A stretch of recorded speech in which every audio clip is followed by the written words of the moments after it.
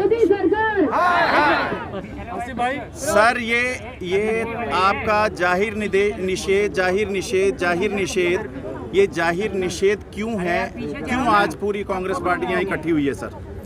देखिए, जब से मोदी सरकार इस देश में राज कर रही है उसी दिन से लेकर अब तक छोटे मोटे वर्ग के लोग, गरीब हुए, फेरी वाले हैं, झुग्गी में रहते हैं, चाली में रहते हैं, मिडिल क्लास के लोग हैं, ये सभी, और छोटे व्यापारी, ये सभी लोग परेशान हैं कि इतनी महंगाई बढ़ गई है, लोगों को काम धंधा नहीं है, रोज़गार नहीं है।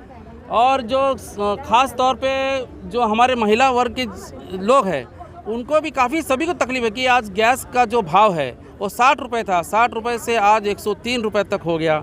उसके बाद में पेट्रोल के भाव जो है, पेट्रोल के भाव जो है गगन, मतलब आकाश को छू गए हैं। जो पेट्रोल का भाव जो था, आज पेट्रोल का भाव देख रहे 106 रुपये तक हो गया है। तो इस तरह से जो दिन पे दिन महंगाई बढ़ती रही है।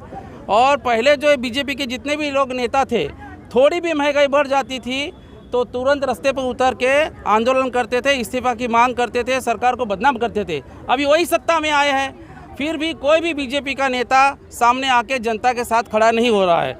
तो ये सरासर जो है जनता समझ रही है कि भाई ये जो बीजेपी सरकार जो है सिर्फ और सिर्फ व्यापारियों का भला करने के लिए आई है, उनको आम जनता से कुछ लेना देना ही नहीं है। ये दो जोड़ी जो है केंद्र में, ये दो जोड़ी ने पूरी देश की जो है नैया डुबाने का काम लिया है। एक भी नया कोई प्रोजेक्ट देश में आप देख रहे नहीं है। जितने प्रोजेक्ट जो है कांग्रेस और राष्ट्रवादी कांग्रेस और जितनी भी माने मिली जुली सरकार बनी थी कांग्रेस समर्थन में, तो उसने जितने प्रोडक्ट पूरे देश में बनाए थे वो सब एक एक प्रोजेक्ट को बेचने का काम जो चल रहा है। तो इस तरह से देश को मतलब है बेचने का काम जो है ये सरकार कर रही है, व्यापारी के हित में काम कर रही है। जो बड़े बड़े व्यापारी है, खाली गिने चुने 8-10 व्यापारियों का भला करने के लिए ये मोदी सरकार जो है आम जनता से लेकर पूरे लोगों को जो है मतलब परेशान कर रही है। आए दिन पार्टियां आंदोलन कर रही हैं, सरकार आपकी है, केंद्र में भी आपकी सरकार, राज्य यहाँ भी सरकार। इस आंदोलन का हम आम जनता को क्या फायदा मिल रहा है, क्या नतीजा मिल रहा है सर? सिर्फ आंदोलन? तो मैं सभी चैनल वालों का धन्यवाद व्यक्त करता हूँ कि आप जो आज के आंदोलन में, ये आंदोलन लोगों तक जाने के लिए आपने जो यहाँ पे आके हमें कवर करने की कोशिश किया, इसलिए मैं सभी लोगों का धन्यवाद व्यक्त करता हूँ।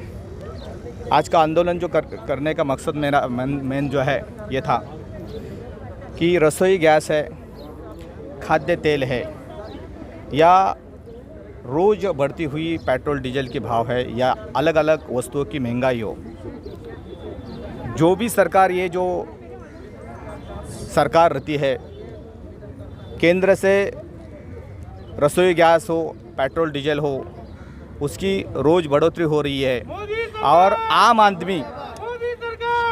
आदमी का और पार्टी के लोगों का ये कर्तव्य बनता है। जब भी आपको मैं पहली याद दिलाना चाहता हूँ कि आपका ये क्वेश्चन था, आप लोगों का ये क्वेश्चन था कि महाराष्ट्र शासन आपका जो पेट्रोल या डीजल या गैस के ऊपर का टैक्स कम क्यों नहीं करती है। महाराष्ट्र शासन की ये कोशिश जारी है कि लोगों को, आम महाराष्ट्र के लोगों को राहत कैसे मिली, इसलिए क्या टैक्सेस कम कर सकते हैं क्या, इसके ऊपर चर्चा चालू है। जब भी कांग्रेस राष्ट्रवादी का गवर्नमेंट या केंद्र में था, तभी यही बीजेपी वाले, वो स्मृति ईरानी हो या अलग अलग लोग थे, उस टाइम पर अलग अलग राज्यों में बीजेपी की सरकार थी, लेकिन वो लोग उस टाइम पर ये नहीं सोच रहे थे, क्योंकि ये केंद्र का बात थी। केंद्र ही, जैसा कि क्रूड ऑयल जो है 30 रुपये में आता है, आपका बोलना है कि महाराष्ट्र शासन का 27 रुपये तक टैक्स है, महाराष्ट्र शासन का और 30 रुपये का जाते तो 60 रुपये तक भाव होता है, लेकिन 60 रुपये और 106 रुपये तक करीब 46 रुपीज़ का फ़र्क है।